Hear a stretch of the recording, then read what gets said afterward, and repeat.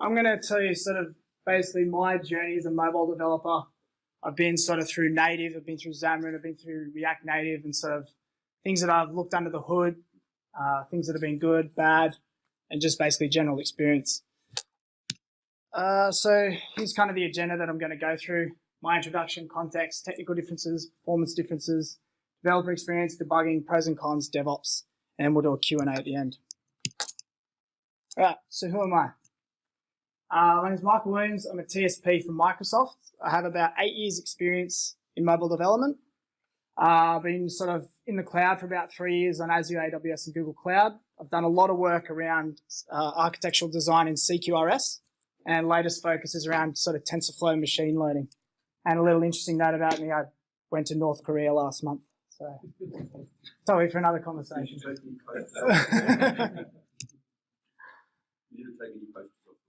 No, that's why I'm here. Okay, so first thing I'll start with is this line, building native apps is hard. I reckon that's complete nonsense. Building native apps is easy if you know how to do it. And if anyone starts off a slide deck with that, I would probably suggest walking out because it's usually a very high level overview of what cross-platform development is. So straight away, these are the drawbacks of cross-platform development. We have performance, and that's around parallel runtimes. We have application size because they always get inflated, except for React Native. It actually is quite lightweight. Complexity can be complex, especially if you're new to, say, Xamarin Forms. I've been hearing in the community that people have been saying Xamarin Forms is like the new WPF. And then correct implementation is probably the worst thing when it comes to Xamarin Forms. If you see some of the apps that I've seen built in Xamarin Forms, you would be horrified. All right, so let's get into sort of the differences in Xamarin versus React Native. Xamarin approach, I'm sure we're all aware. It's ModelView UI architecture. We can use Xamarin Traditional or Xamarin Forms. And under the hood, it uses ahead-of-time compilation on iOS and just-in-time compilation on Android. ModelView pattern is quite easy to understand. The beauty about Xamarin is we have these options. I'm a huge fan of Reactive UI. If anyone's ever looked at that framework, I highly suggest having a look at it. Jeff Huntley, I think his name is, he's now doing sort of dev sessions and coming to do speaking and talking about how to use it and how to build it into your Xamarin applications. So Xamarin Traditional, if you're not aware of this, I know this is Xamarin Meetup, so I'm sure you are. That's Xamarin Traditional. We can get about 65% code sharing. We have the layers on the top, 3 different UIs, all written in C#. Xamarin Forms. Xamarin Forms shares the UI layer, and we can get up to, say, 95% code sharing, but we do have performance degradation because we're abstracting one UI layer. So let's go under the covers of what Xamarin.iOS is doing. So inside Xamarin.iOS, we have 2 parallel running execution environments. We have basically the mono execution environment that runs side by side with an Objective-C runtime environment.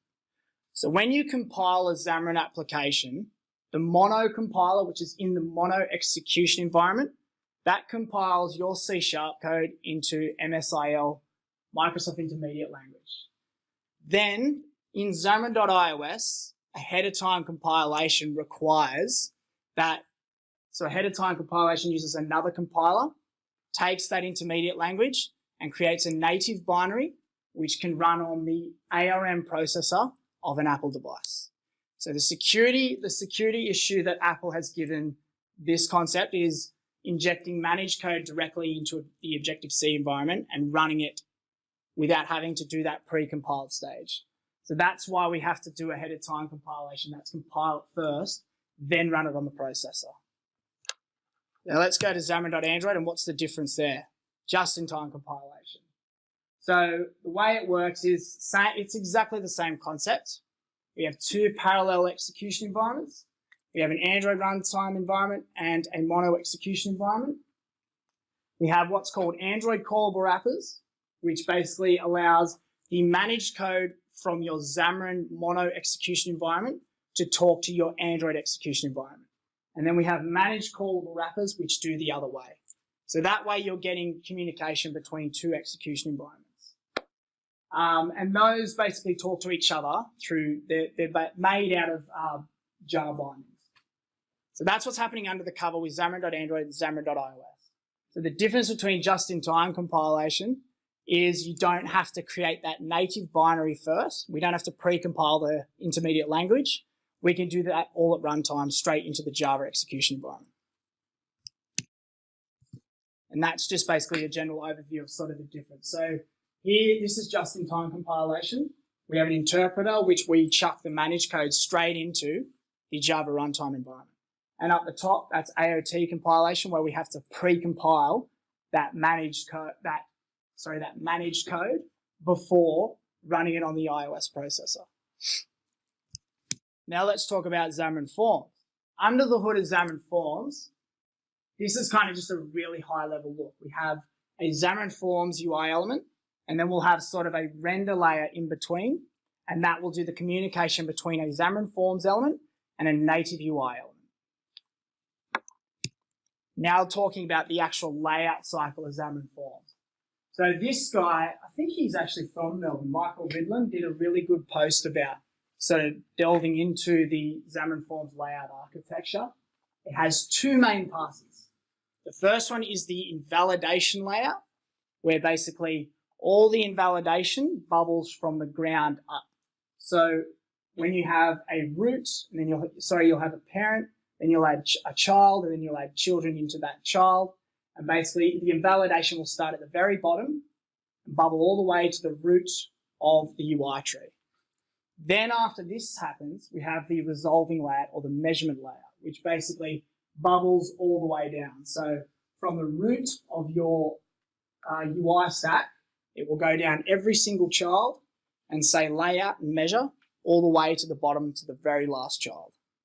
This is where, so you can see sort of Xamarin Forms, how much is actually happening under the hood when you're just writing your XAML and your WPF code. Is you've got that parallel execution environment, then an abstracted UI layer which has to do these layout cycles.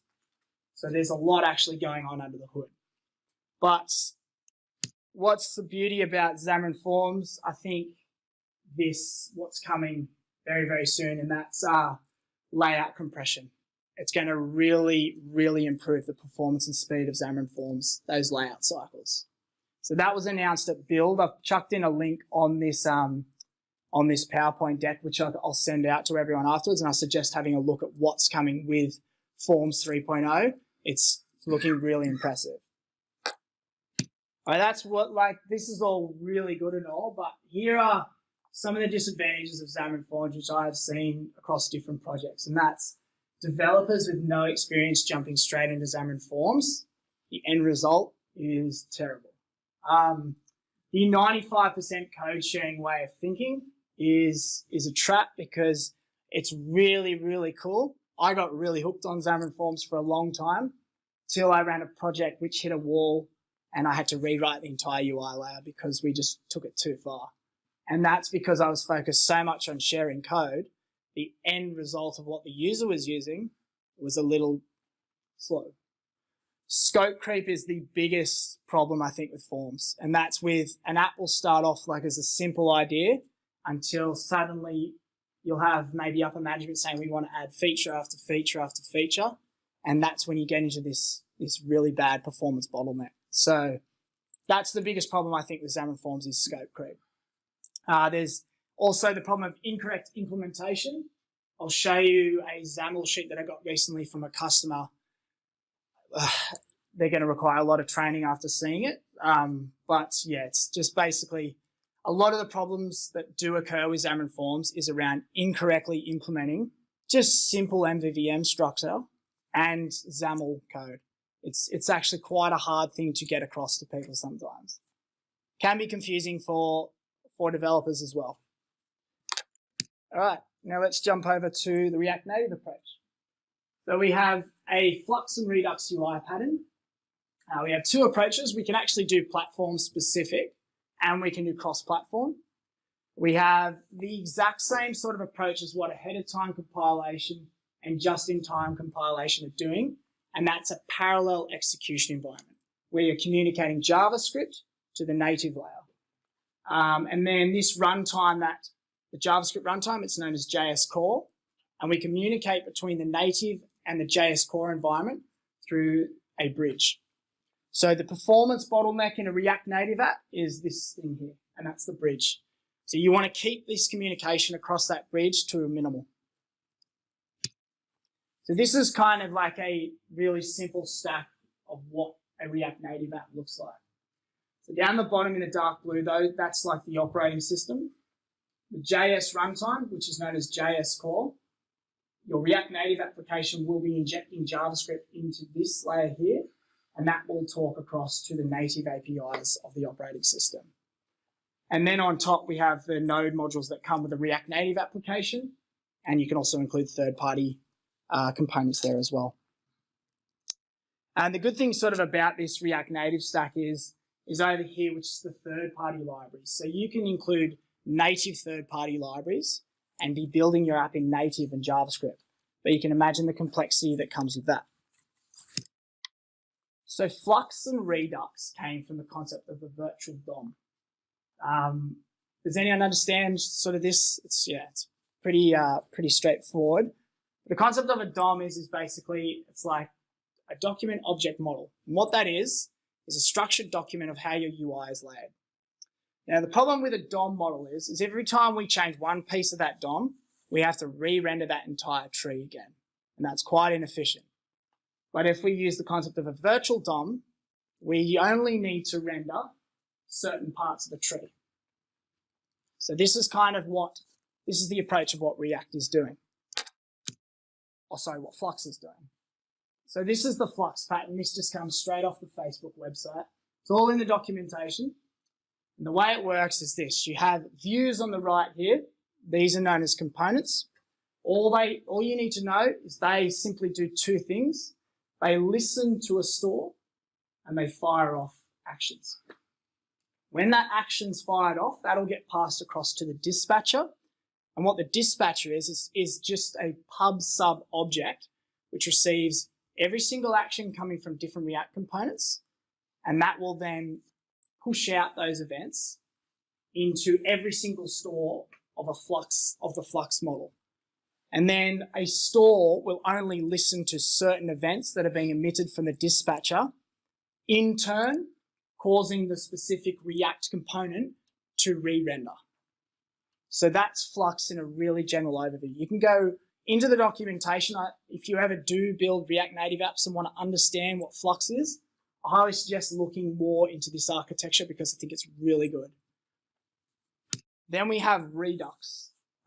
Is anyone here familiar with CQRS at all? Cool, there's a few. So Redux actually is following a few similar principles from what CQRS was designed to do. So in Redux, we don't have multiple stores. We have one single store. So in Flux, stores are designed to store state, right? For a particular React component. Inside Redux, you have one store. One store will store the entire state of the application. A reducer is what they do. They will basically, a reducer takes the app state and also takes an action and then transforms that state into a new state. So a reducer contains what's called pure functions. All they're designed to do is update the state of your application based upon particular events. So there are three principles in Redux that it just follows, and they are exactly the same as what CQRS is as well. It's a single state for an application. State cannot be mutated. It has to stay. You can only transform state into a new state, and changes only ever occur to state through the use of reducers. So normally in Redux, it's actually a bit cleaner, I think, than Flux because you don't have multiple stores. State's just kept in one store. And reducers, you'll start off with just one reducer. And basically, as your React application grows, you'll break that reducer into other reducers because based upon how you want to segment your UI tree.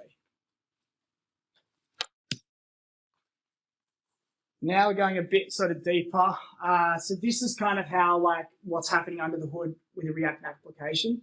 You have a JavaScript runtime environment, and you'll have your native code, and they talk to each other through the use of a bridge. They run in parallel, and your React Native application will sit inside that JavaScript runtime environment where it will inject all its JavaScript code into. And that's kind of what it looks like if you have just a simple React Native component and how it maps to a native nav control and how they talk between each other. But see, like I was saying before, the performance bottleneck is the bridge. So you want to try to keep that communication down as minimal. And this is kind of what opens quite a nasty gate to sort of new developers of the framework, is because sometimes you're managing JavaScript and Swift at the same time, worrying about memory, how it communicates back and forth. It can be tricky. And the first time I was learning that concept, I struggled. It took me a long time to sort of understand it. Right. So same slide in twice. So this is when React Native gets really, really cool. It uses up to 4 parallel threads. So on top of your main thread, you'll have a JavaScript thread, a native modules thread, and a render thread. The main UI thread is what runs on the native iOS and Android platform. And this is what actually renders the native UI components, where you do the measuring, the laying out, how your screen lays out natively. You'll then have your JavaScript thread. That's what runs all the JavaScript code contained in your React Native application. You'll then have the native modules thread. This will sort of sit between the main thread this will sit between the bridge, the main thread. So all the code being executed from the JS thread is passed up in batches to the native modules thread, which will instantiate native components and do the communication between JavaScript and native code. And then the render thread, which is doing OpenGL commands on the UI, and that's done again only above Android 5.0, because OpenGL is used a lot to sort of render UIs past that version of Android. So this is kind of what the workflow looks like. From the JavaScript threads, usually where everything kicks off. This is after startup. Everything will start natively to startup. Once the JavaScript runtime is going, you'll run sort of everything from your JavaScript thread like so. So that's where you'll declare like a React component that JavaScript will execute. That'll be propagated and passed over the bridge onto the native modules thread, where that will do the accessing of like the native APIs, instantiate the native components, and then that will then be passed to the main UI thread on iOS and Android, which will do the actual render of the UI. Then once that rendering, measuring, and laying out of the UI is complete, it'll get propagated back down to the native thread, and then those events will be passed back over the bridge to your JavaScript thread. So that's how it's that two-way communication between JavaScript, native, and then back forward. This is kind of another look at sort of the concept as well. So that's the bridge. That's our React Native, that's our React modules thread, which runs this. That's our main UI thread, which runs entirely on natively. And then over the very right, that's where the JavaScript thread is run. So that's kind of how the communication works between all three. Last look. So this is what a healthy React Native app looks like. This is systrace, which I use to monitor sort of Android and get really sort of under the core of it. Systrace is really good, but it looks like a 1980s Windows application. So basically, this is a healthy React Native app. They're the 4 threads running in parallel. And you can see every single, this is purple, gray, color's not coming out too well. Every single chunk that moves along the screen, that's a frame. And you ideally want to have no processing cutting over a frame. As soon as you do that, that's when you'll start seeing the UI perform quite sluggish. So you can see there, it's passed equally between all 4 threads, so you know, hey, it's looking good. You're reaching max performance there on a React Native app. This is an unhealthy React Native application. So See how we got at the bottom? That's where you're seeing that work being passed across those frames. That's when you'll start seeing sluggish UI and performance will be slow. All right, enough of React Native. So major disadvantage of React Native is coding in two languages, Swift JavaScript and Java and JavaScript.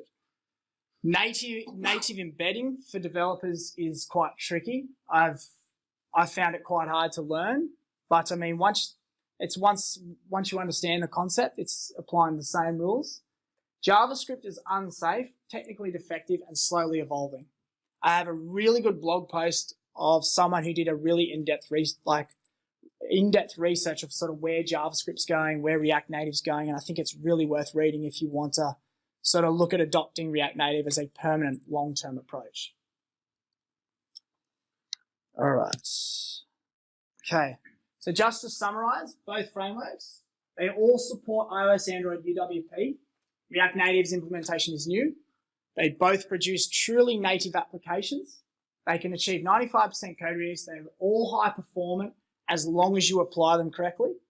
They both compile into native code, ability to access third-party components, and they both do native embedding. React Native's approach is actually much faster than what Xamarin can do. Xamarin Forms can do with custom renderers because you're staying actually purely in native. All right, performance. I think this is an important topic.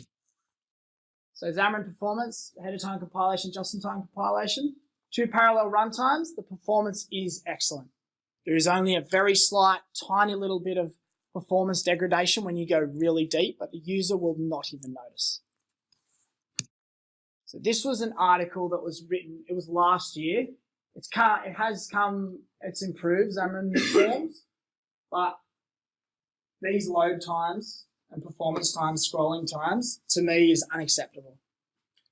I've just seen so many issues when it comes to the end result of some Xamarin Forms apps. When you go heavy on the UI, that's the sort of performance loss that you're losing on a Xamarin Forms UI. And I think this is important to see. I know Xamarin Forms is cool technology. Look, it's brilliant. You can build apps which are super performant. But some of the measures that I've seen on some Xamarin Forms apps, the overhead is just a little too it's a little bad. And the React Native performance, I'll send you this after so you can have a look at these links personally, but the React Native performance is actually quite impressive. It's very lightweight. Memory is actually fantastic, and the performance of it is fantastic. But to get this performance requires a huge amount of understanding of native and of React, of Flux. You need very experienced developers to come up with those results.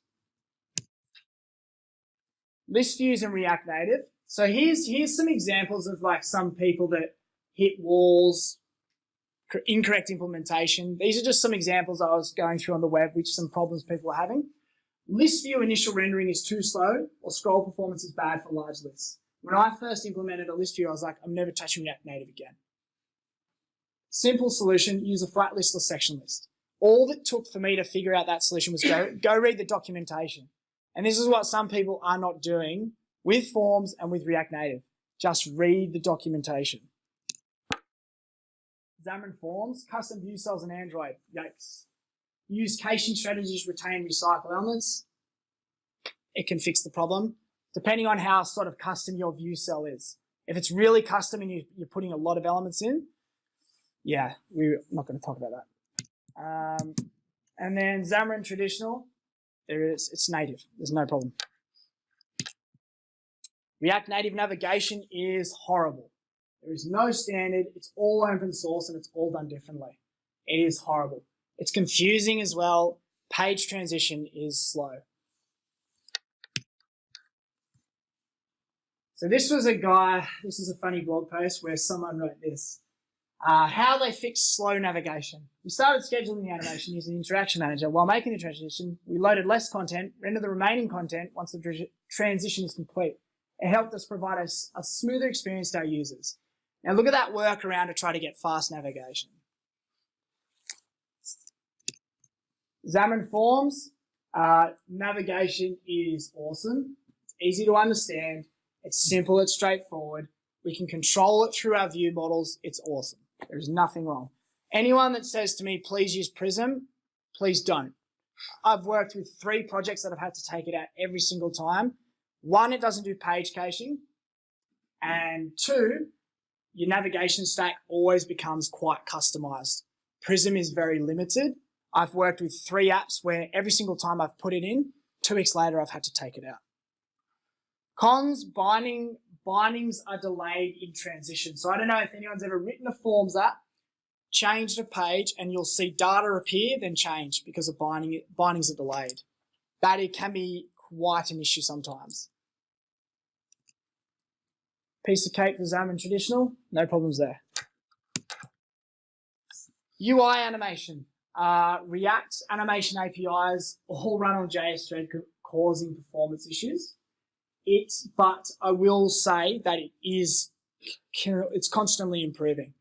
From a year ago to what it's doing now, it's almost not an issue. Xamarin Forms is pretty good as well, as long as you don't do too much. And Xamarin Traditional is as good as native. So just a quick summary there in performance. Xamarin Traditional, Xamarin Forms, and React all run great on iOS. The problem is Android. All right, memory management. Memory management in Xamarin. Look, it's really, really good. It uses the .NET GC garbage collector. Basically what that means is it periodically stops, freezes the stuff you're not using, and continues running the application. This is just a .NET garbage collection approach that's been used for a long time. Except this is where it gets complicated. Between the binding layer, you have objects that live both in memory in both runtimes. And that's where memory management can get a little messy. But as long as you're applying correct CSharp, like disposing and memory management handling techniques, it's not a problem.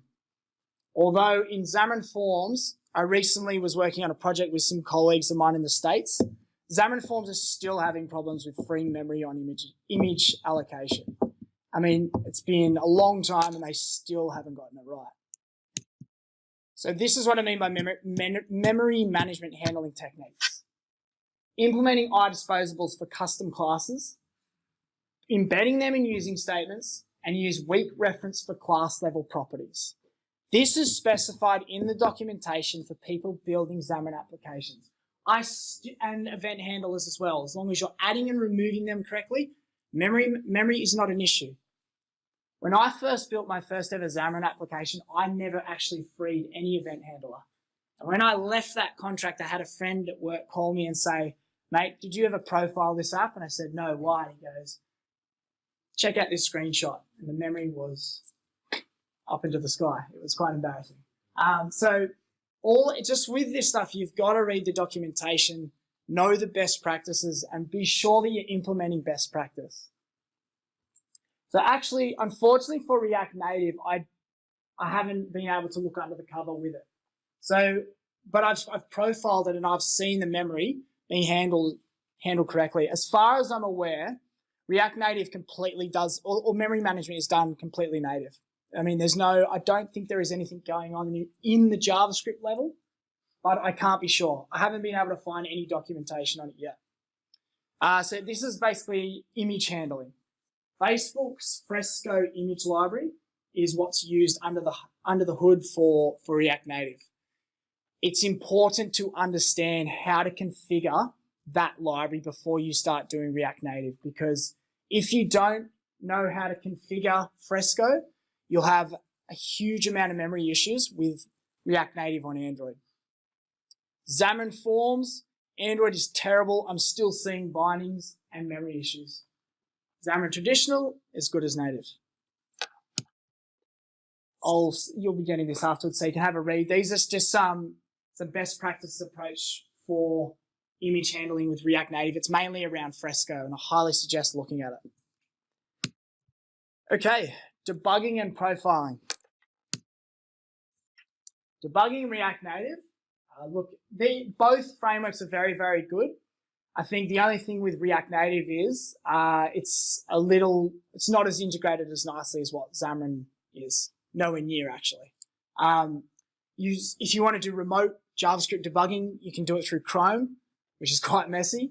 Systrace on Android is actually very good. It's an old tool, but it's very good. Hot reloading is absolutely awesome, especially if you just have to run the app once and just press Command R every time you're making JavaScript changes. So this is where it's actually really good hot reloading. When you release an app, and if it's React Native, you can push JavaScript changes without having to push the app again. Really useful. And then you can use Android Device Monitor and Memory Analyzer. See, these tools, but these are the same. You can do this in Xamarin as well, Systrace in Xamarin as well. But yeah, these are the tools we sort of have to use for React Native. This is sort of what it looks like for profiling in React Native. We can use iOS instruments and Android Device Manager or Systrace. We can do this in Xamarin as well. So this is where React Native is far behind what Xamarin can do. Xamarin has all these tools integrated, and these tools have been growing for the last few years. Inspector is really cool. You can actually, whilst you're running or building your UI in a Xamarin app, if you run Inspector, what it'll do is it'll run an application where you can jump in and see your screen and all the layers in 3D and make live UI updates, but it's really useful. You can build your UI quite quickly. Previewer hasn't worked since they announced it in Evolve about 3 years ago. So I've been frustrated with that for a long time, but I'm telling you just now, it is working. So I was with this recent Xamarin Forms app that I was building with my colleagues. All of us were blown away by the fact that we could use the previewer because it was working. Profiling in Xamarin is awesome. It's got its own the Xamarin profiler, and now this is all embedded inside sort of Visual Studio, both Mac and Windows. And so again, profiling. The previewer versus hot reloading. I think React Native wins here. I think it's much faster, and the previewer still has issues after being in development for close to 3 years. Then we have deployment. Who wins? React Native wins here because you can push instantaneous updates through JavaScript. So here's a real rough, high-level overview of like pros and cons. Xamarin, Microsoft supported. That's a thing for anyone building for an enterprise app you should be very aware of. And that's if you have issues with a Xamarin app, you have Microsoft there to help. Release cycles are stable. Really, I will say that. On Forms, sometimes I still see issues. Development environment it's unbeatable. They have the best development experience for building an app by far. CSharp is the language, and it's evolving massively. React Native, Facebook wrote it. So I was reading a funny thing about Facebook. So Facebook gets 1.8 billion users logging in per day. They have to run close to 200,000 servers to manage that workload. That's $1 billion in infrastructure alone to manage that workload. So do you trust Facebook to run a performant mobile app based upon that weight load on their website? I think it's a pretty good indicator. Package sizes are lightweight. It's multi-threaded, and the release cycle is every 2 weeks.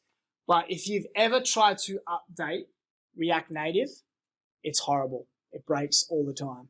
The node modules, I mean, but to be honest, Xamarin Forms had the same issue every time you update it. It would break the app. The ugly. Inflated app package.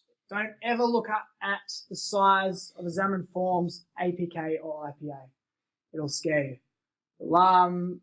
I've put the same thing twice. Oops. And then do I choose Xamarin Traditional or Xamarin Forms? That's the biggest problem with Xamarin is which road do I go down? People are still making that mistake. React Native. The language is JavaScript. There's many reasons there. It's not evolving language. Yeah, like I was saying, it's technically defective By that, I'll give you basically the reasons why you should read about that. Licensing concerns. That's the biggest problem with React Native today, is the license and the patent that they have on their website. The development environment is not that great, but if you're a web developer, honestly, you'll find it very good. You'll find it easy to use, put it that way. And you still have to work, I know it's cross-platform, but you still have to work in Swift and JavaScript and Java and JavaScript. You've got two languages there. Especially in Swift and JavaScript, they're completely different.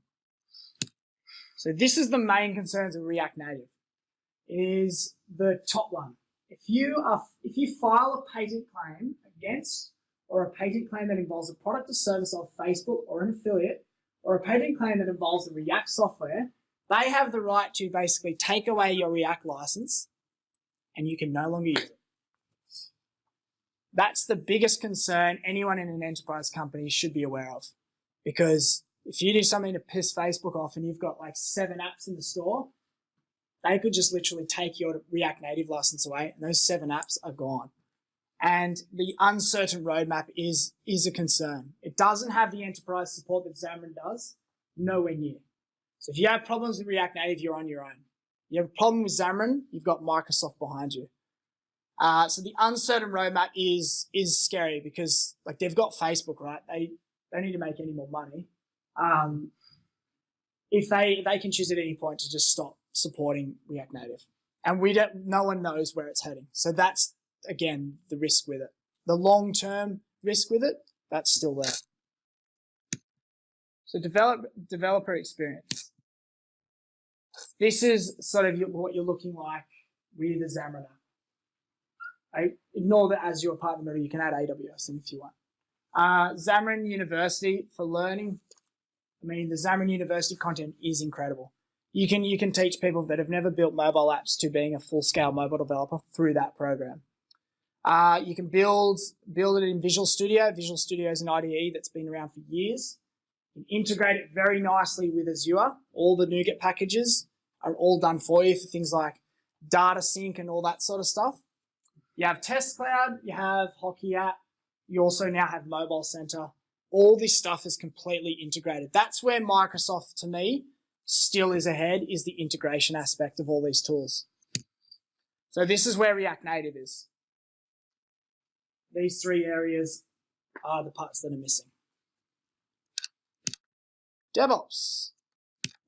This is your mobile app lifecycle. We've all seen this. Build, test, distribute. How do we automate all that? This was and still is kind of the DevOps approach with Xamarin. Code repository on VSTS. If you're using GitHub, most people are probably using GitHub. This is kind of what DevOps looks like with a Xamarin application.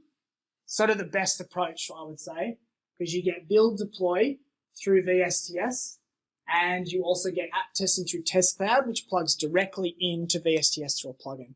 Setting up a build definition to do build, test, deploy is very quick and it's very easy to do.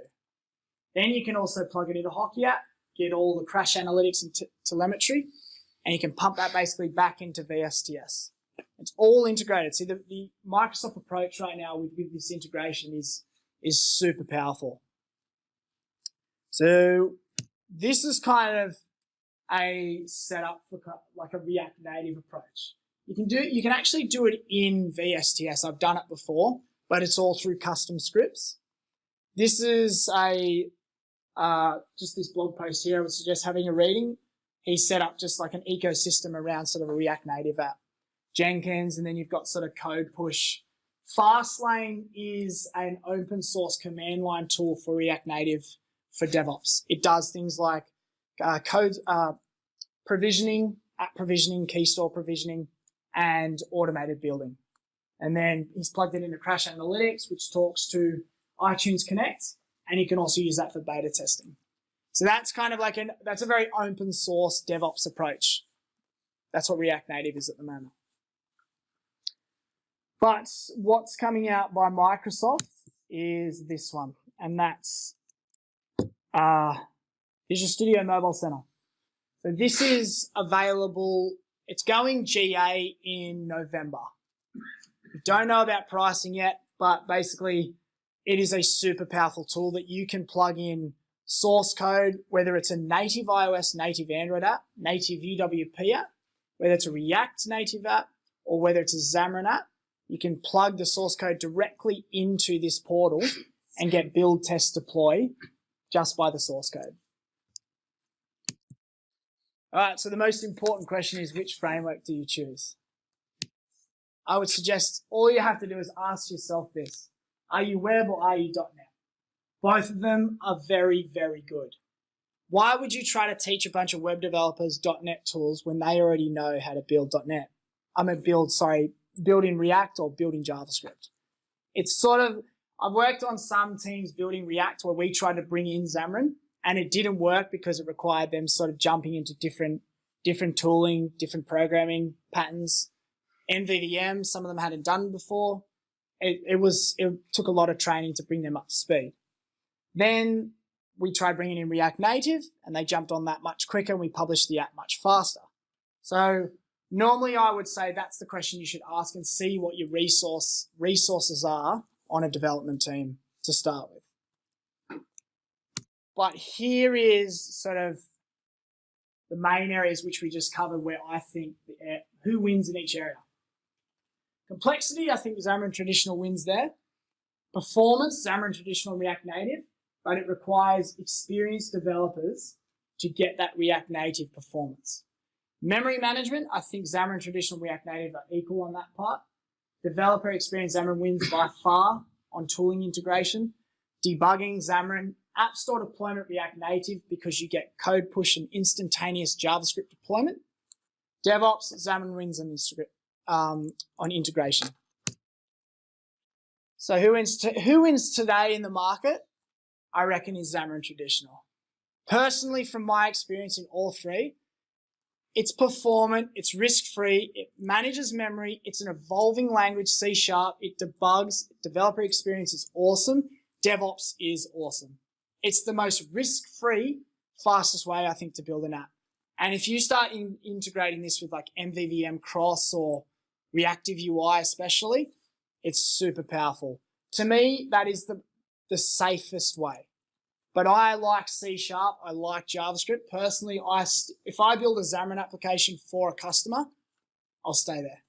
I won't go Forms unless I'm doing my own projects. I think it's just performance bottlenecks for me. Is just from my experience. People will tell, I'm sure, will say otherwise.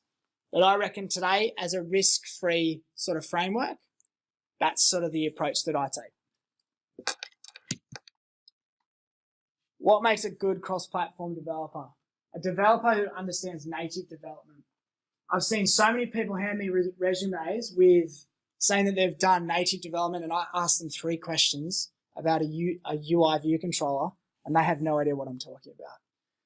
Native development is quite important with cross-platform frameworks because performance, memory, you need to understand what's going on under the hood. You need to understand what's happening with the UI, ahead-of-time compilation, just-in-time compilation, JS core, understand Flux, understand MVVM. You need to read the documentation. And that's a problem that I've seen with mobile developers is they build an app, they think that's the be-all and end-all. Underneath the hood, they're missing so much what's going on.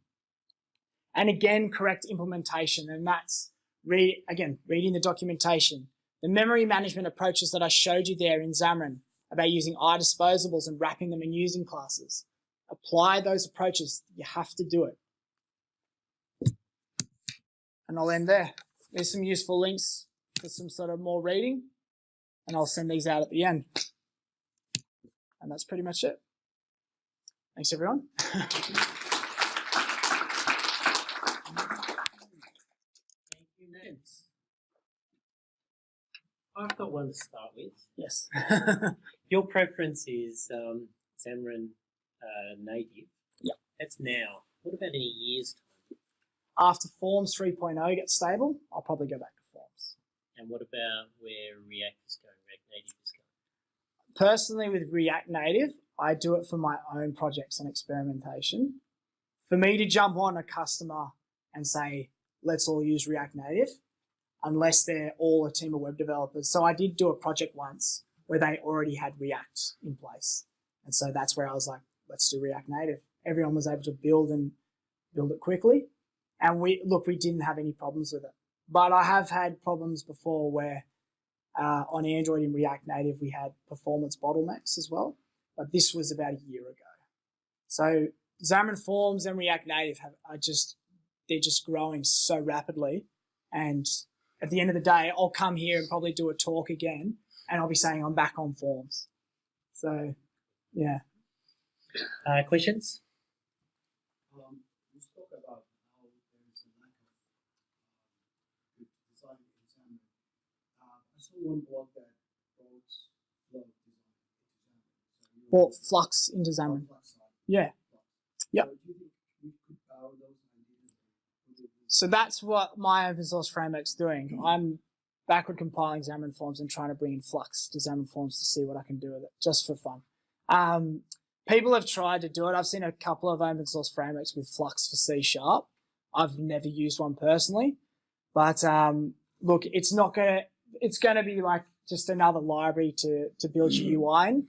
It's not going to change the speed of Forms, because under the cover, that layout cycle with Forms, the more they are always improving that layout cycle. And Jason Smith, what he's going to do in Forms 3.0, I believe is like going to be the key to sort of removing any performance issues with that layout cycle. But look, until then, I go for the most risk, like the less risk. Just because of one project I did go on, and I was the one that was like, yeah, let's use Forms. And we had to rewrite it. But that was my fault. So that's just my experience about being sort of, how much risk do you want to take on? And if you're going to build an app that's going to have, say, a user load of 500,000 users, you want to be as close to the metal as you possibly can, I think, for that. It's just about being safe, you know. That's kind of the approach I take. Yeah. Have you seen any percentage of chili codes in React Native because they can have use of their progressive web or their website? Yeah. And we use those elements inside the React. Yeah, well, so React Native as well is now going down the path of sharing your web and mobile code base. I think is going a little off the topic a bit. I mean, the idea of a mobile app is to build a different UI to what your website's doing, right? Now React Native's trying to share that code base. I think is a little skewed. But look, I mean, yes, so you're able to bring in all those React components that are on, like, for web into a React Native app. Yes, you can. Personally, my experience with React Native has been very good. But I was there from the start. It did have its problems, its performance bottlenecks, and it still does. But like Xamarin Forms, they both have those performance issues, and they're always improving on them. Yeah. But I just look right now today, what's happening, and like for me to jump back into Forms and build an app where they're still having memory issues with images, that for me was so. One thing that was a real killer for me was updating bindings for like an image being displayed, and still that's having issues in Android. It's very rare, but it still happens. Yeah. Do you have a preference for your MVVM framework? Do you ever like Prism? Reactive UI is my preference. I like MVVM Cross as well. I find it very simple. It's fast. But Reactive UI, Reactive UI is quite complex because it uses reactive extensions. I almost got fired from a job because I brought in reactive extensions saying I was confusing everyone. So, yeah, it's about, again as well, you want to keep things simple. I think Reactive UI, it does bring complexity in. As a simple approach, I would say, look, MVVM Cross is very good. Those are my two picks, personally my two picks. Just with Prism, my experience with it is creating a tabbed page, for example, and watching it was recreating view models every time I change pages. It doesn't cache them. And so I contacted Brian Lagunas and said, are you going to implement page caching? And he replied, yes. That was 2 years ago, and I still haven't seen it. So I don't know. Yeah, look, Prism for me, just the experience I had was 3 different projects. I was like, Prism, sweet, I've got it right. It's in the project. 2 weeks later, I had to spend 2 days taking it out. So, and with Prism 2, it's like the core of your MVVM stack, navigation stack, it relies. Performance is going to rely heavily on that library, what happens. So you don't see what's happening there. So again, it's creating risk in a project, right? With these mobile projects, you're on short deadlines. So how much risk do you want to take on because it's a cool framework? Yeah, that's basically my personal opinion. Yeah. Yep. I thought I saw someone on Twitter or something say that Microsoft's strategy with Xamarin is focus on Xamarin Forms. So does that mean traditional might be deprecated? I don't. It's going to take a long time for it to be deprecated. But yeah, look, the future of building Xamarin apps is in Forms. For me today, the safest approach is traditional. It's getting there, but like I think when Forms 3.0 comes out, you're not going to see any more issues with it. I think they're finally going to get it right then. But yeah, look, I've been using it from the very start, and I can tell you every single time that they've said, we fixed this, we fixed that, I still saw the same issues coming out. And I never forget that time where we had to rewrite that UI. It really did hit a nerve. So, like I said, I try to go less risk on a project, especially if I'm doing it for an enterprise customer who's got like a workload of 500,000 users using an app. You just want to be just wary of it. But the future with Xamarin is in Forms when it gets to that point where everyone, like people will use it. It'll be easy to implement. There won't be any more performance issues. But I can tell you now, it's still not there yet. It always takes the version to get it right. Exactly right. Exactly right. So just keep, like I was saying, keep an eye on it, because I can tell you now in 6 months' time what I say today will be probably, you won't listen, you won't even need to hear me speak really, because Forms is the answer. Like I still use it a lot. I do love it, and yeah, like I said, as soon as it has those performance issues completely gone, which it's like 90% of the way there. So that's kind of where I think it's at. Yeah. No, it's all right. On your Mac, do you use Xamarin Studio or do you use Visual Studio? You should be using Visual Studio. Yeah, Xamarin Studio is like. I'm not sure how mature it is. No, it is. It's very good. Where like probably the first release when it came out, there was like a few issues, but now there's no issues. Like you can open a project in Visual Studio from Xamarin Studio and you'll have no problems. Yeah. For React Native, I actually use VS Code and Atom, where you bring in Nuclide as like the extension. Those two are probably the best. But with Mobile Center, what's coming out for that DevOps situation with React Native, like that's going to do everything on the DevOps stuff, where you're not going to have to set up your own infrastructure. It's just plug and play and you get build, test, deploy. Yeah. Currently, team I work with, we use that whole VSTS. Yeah. That's awesome. Exactly. I'm not sure though what Mobile Center will do for us. Okay, so like VSTS, the biggest difference is that customizing build tasks. That's awesome. That is so powerful and what you can do with that. Mobile Center is just for someone who wants to do that DevOps lifecycle without really having to set up infrastructure. That's the main idea behind it. Yeah. When you say Visual Studio, you mean Visual Studio 2017 or Visual Studio for Mac? Well, Visual Studio 2017 is Mac and Windows. So. Not quite, because. Well, it's VS for Mac is literally years behind what VS Windows can do. Yes, that's what I mean. Like, because you mentioned like Team Foundation and other things, that implies full-blown proper Visual Studio rather than Visual Studio for Mac. Like if you want all the features in Visual Studio for Windows, you're not going to get that on Mac. They've got a long way to go to catch up there. Yeah. But mainly around the mobile app dev stuff. I mean, Visual Studio for Mac's got everything because it cannot do Windows. Can you do Windows 10 things? To a point, you can't actually run a Windows 10 app on your Mac. You have to do that on Windows. Yeah, you can build it, but you can't. Also, you mentioned this mobile, now before Mobile Center, but it's still a DevOps full, but also implies Visual Studio proper, like it's Team Foundation. So for DevOps, right? Like I'm talking more in regards to VSTS. So when you set up a build definition in VSTS, you get all that integration through there. If you're talking about the integration directly with the IDE, that's not there for Visual Studio for Mac. It is for Windows. That I don't know when that's coming out, to be honest. But yeah, they're trying to bring in every single feature eventually from Windows to Mac.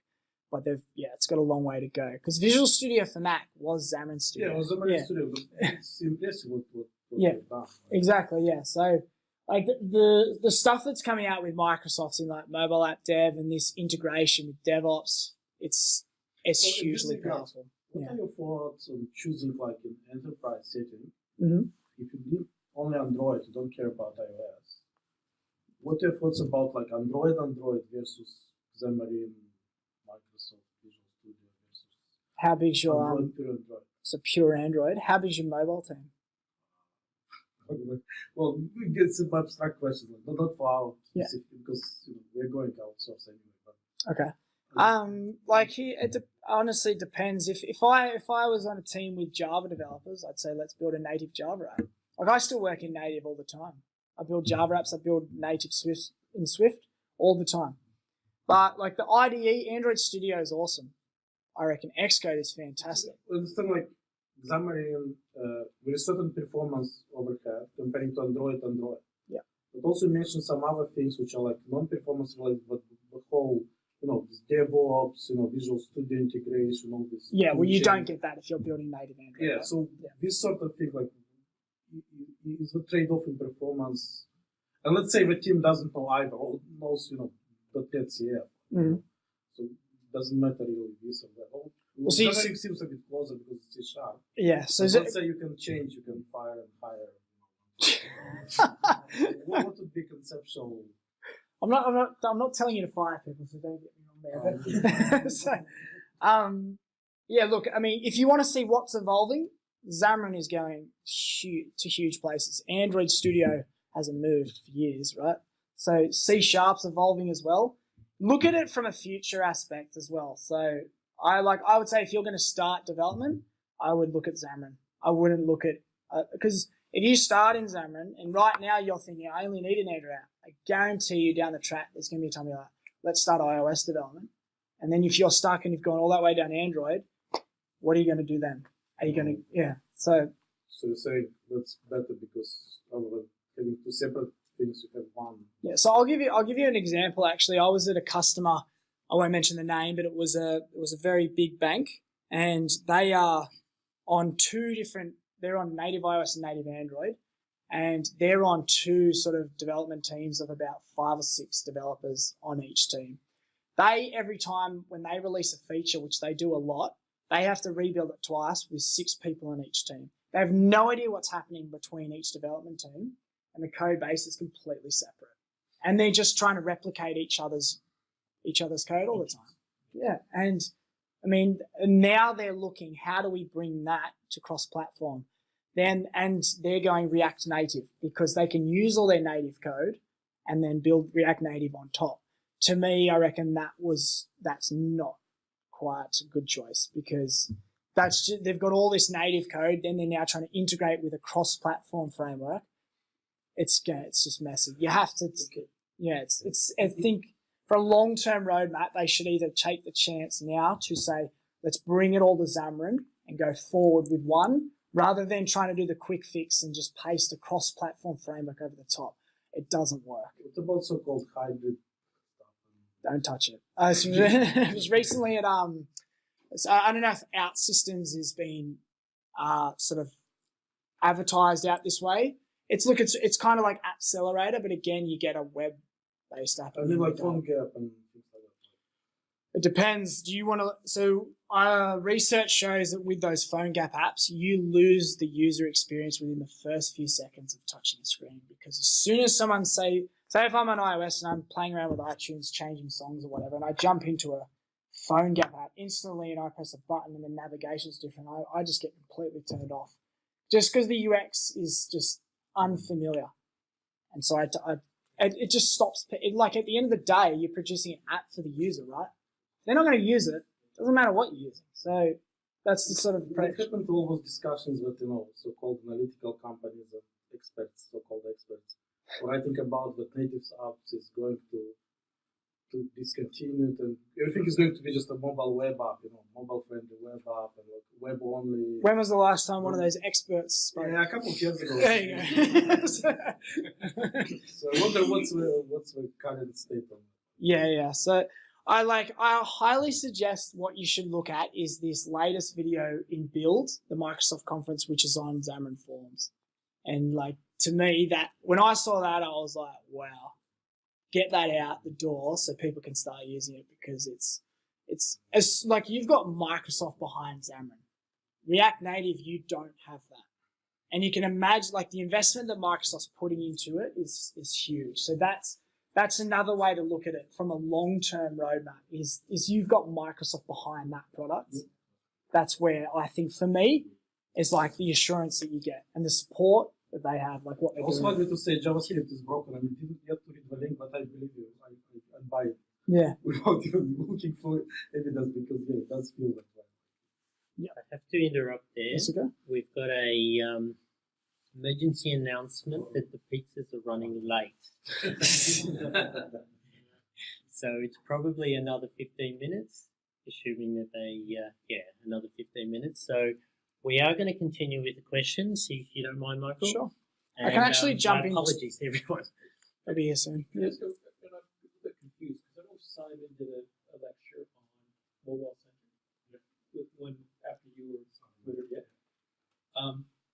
Is Visual Studio Mobile Center different from Azure Mobile Center? It's no, same thing. Yeah. I was actually going to say, if you like, I have it already if you want to have a look quickly at it, if anyone wants to see it. But you said someone's already been in here. Yeah, Simon's already given a Okay. presentation. Okay, on yeah. that, Yeah, so, yeah, no, Mobile Centers it's the same thing. Yeah.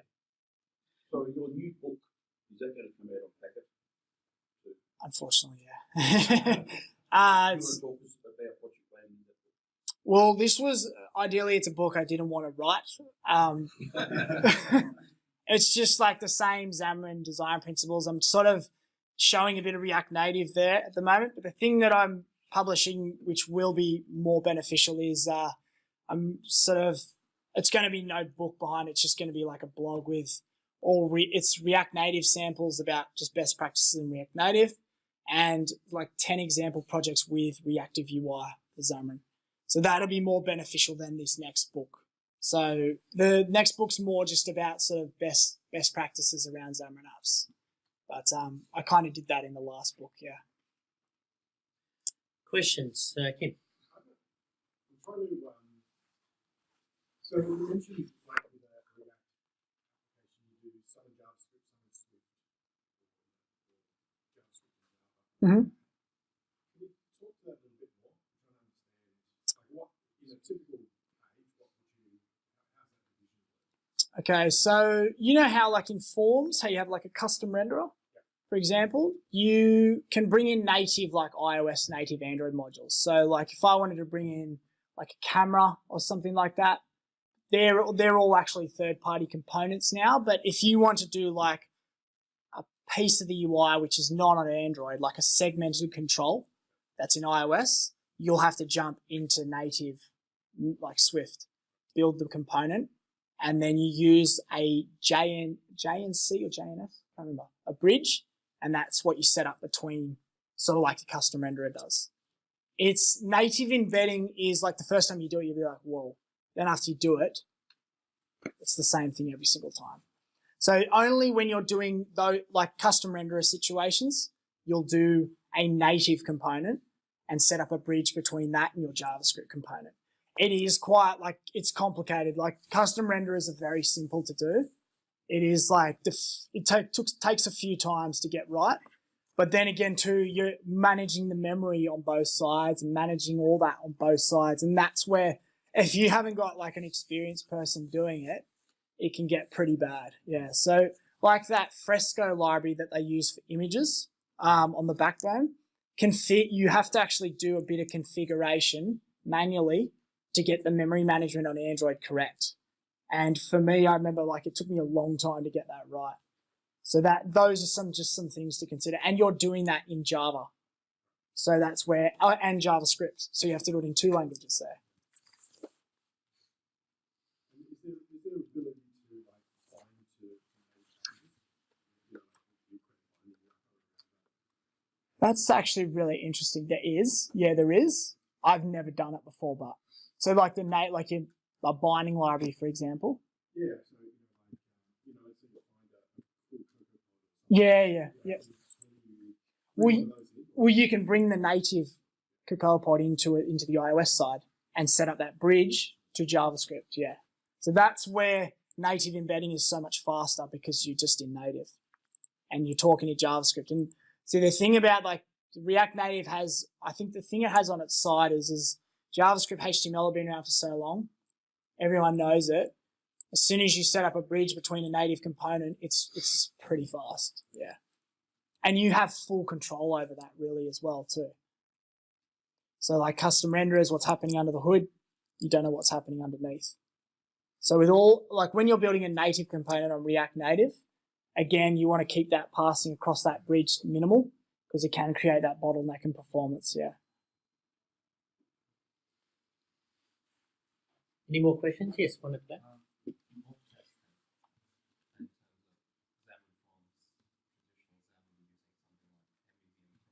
Mm-hmm.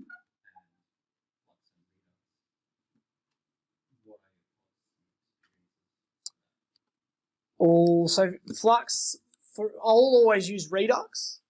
I won't use Flux on the React Native app just because I've set up like my project way of coding. Like the navigation part of React Native is unfortunately it's not good. There's no like standard way of doing it.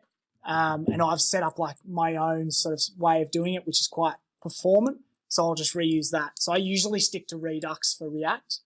And in Xamarin and Xamarin Forms, I'll use Reactive UI. Just because I've stayed down that path, I've got it. So it's like quite fast and quite easy to implement. So I'll usually stay in that framework. It's a good idea as well. Try not to change so much between projects, I think, because sometimes you're relearning it over and over again. And yeah, if you've got sort of your set sample ways of doing things, so you just someone goes, I want to build a React Native application. You're like, sweet, let's use Redux. Here's the navigation. You've got the moving pieces already there.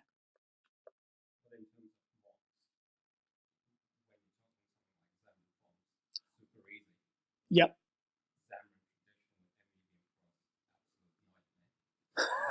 No idea with React and Redux. Yep. But in terms of just pure mock testing, especially UI testing, put up a fake UI XAML element, instant mock testing available. Yeah. MEVM Pro, I'm not even going to go there. Can I ask, what was the bad experience? Okay, so you'll probably have a pretty bad experience with React Native as well. Setting up your dev environment and then like setting up the node modules and everything and then bringing in Redux or Flux and even just setting up that at the start, it's painful. Yeah. The first time you do it, it's pretty painful. Can I ask what was a bad experience you had with MVVM Cross? I usually find it quite good. The documentation is one page. Yeah.